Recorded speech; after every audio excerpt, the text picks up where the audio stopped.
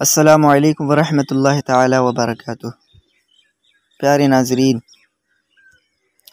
آج کی گفتگو نہایت ہی اہم ہے، آخر تک آپ اس کو سنیے گا۔ اللہ تعالی ہم سب کو حق بولنے، حق سننے اور حق سمجھنے کی توفیق عطا فرمائے۔ ایک زمانے سے چلا آ رہا ہے، لوگ اپنی جہالت کے بیس پر نقلی مزارات نکال لیتے ہیں۔ یہ مزار نکالنا اور خواب کی بشارتیں شرعی روح سے ان کی کیا حیثیت ہے، اس پر آج ہم گفتگو کریں گے۔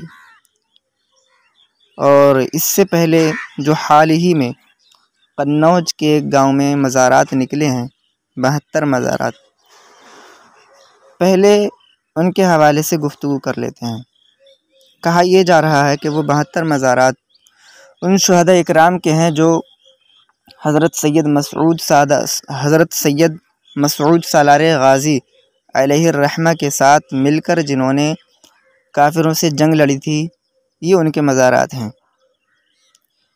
کوئی شخص یہ کہہ رہا ہے کہ یہ مزارات اور یہ قبریں اچانک نمودار ہو گئیں اوپر کو،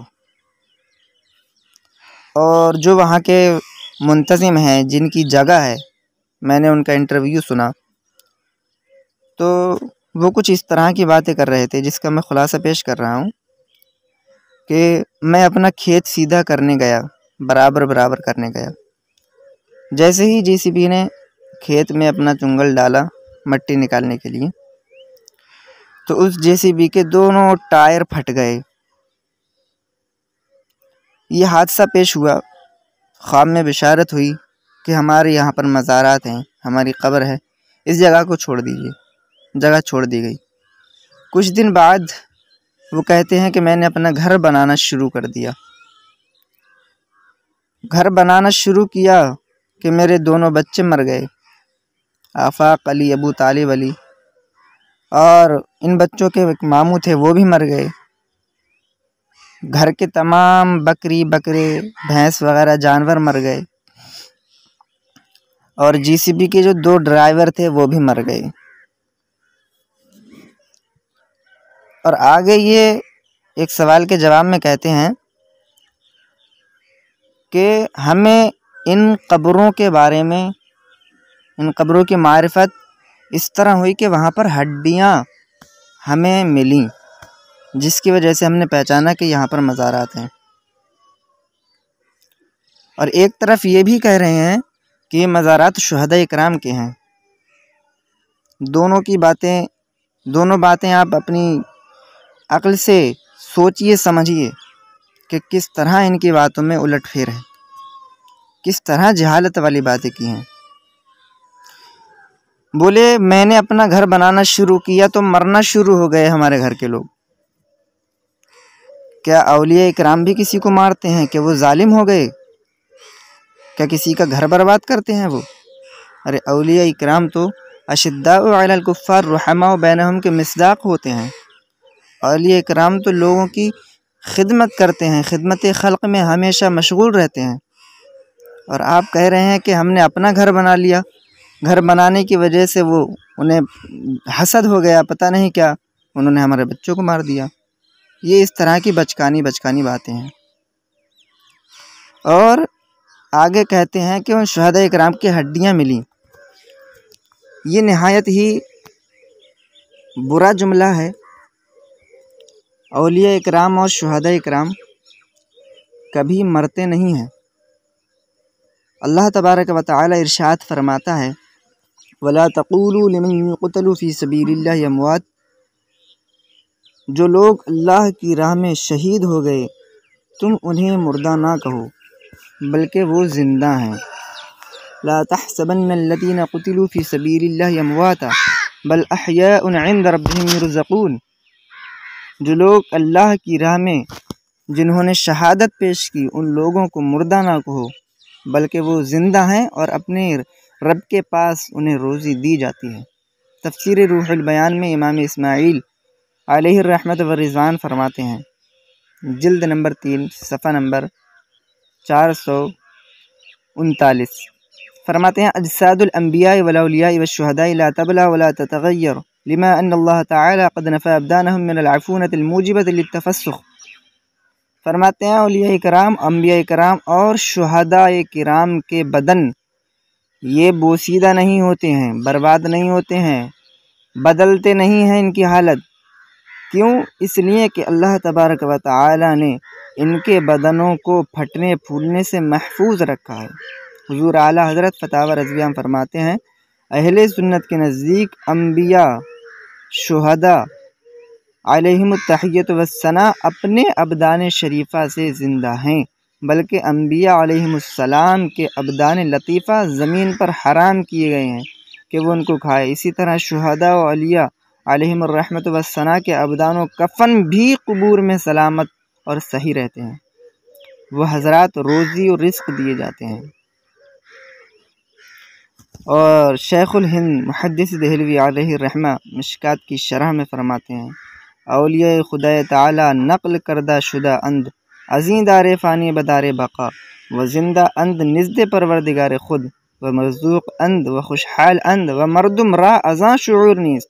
اللہ کے اولیاء اس دار فانی سے دار بقا کی طرف کوچ کر گئی ہیں اور اپنے پروردگار کے پاس زندہ ہیں، انہیں رزق دیا جاتا ہے، وہ خوشحال ہیں اور لوگوں کو اس کا شعور نہیں ہے۔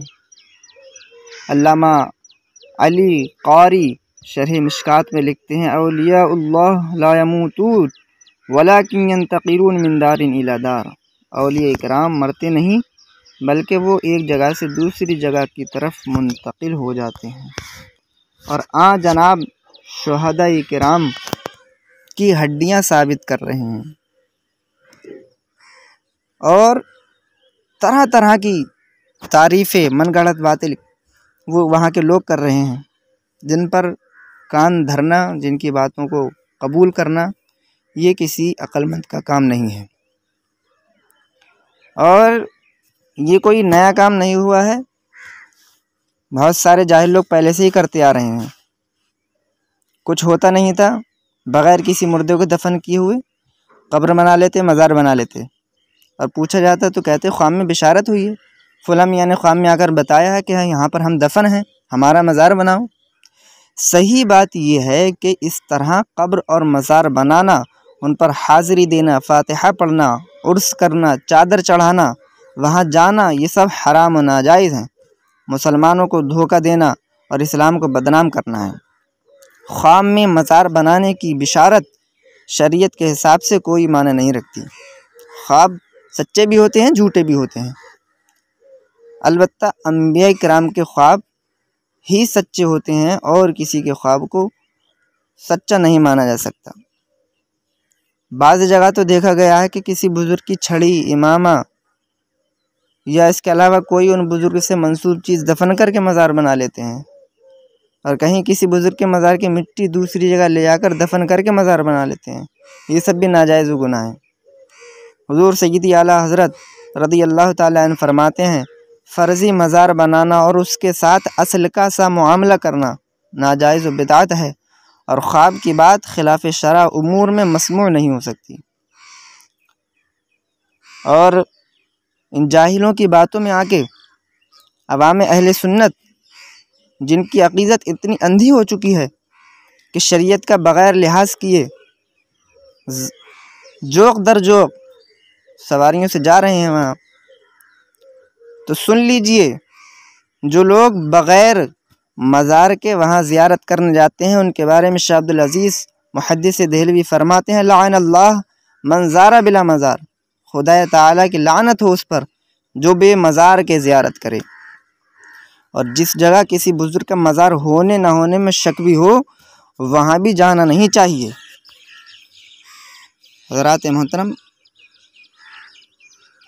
حضور سیدی اعلیٰ حضرت ایک سوال کے جواب میں ارشاد فرماتے ہیں، ان سے پوچھا گیا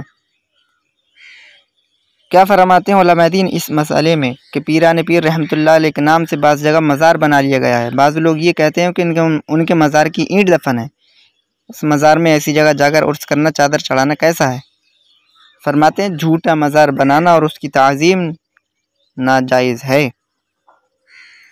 اور جو لوگ لوگوں کی زیارت کے لیے، نقلی مزاروں کی زیارت کے لیے اکساتے ہیں، انہیں ابھارتے ہیں، ان کی کسی طرح مدد کرتے ہیں، تو آپ فرماتے ہیں کہ اس معاملے سے جو خوش ہیں، خاص کر وہ جو مددگار ہیں، سب کے سب گناہ گار اور فاسق ہیں۔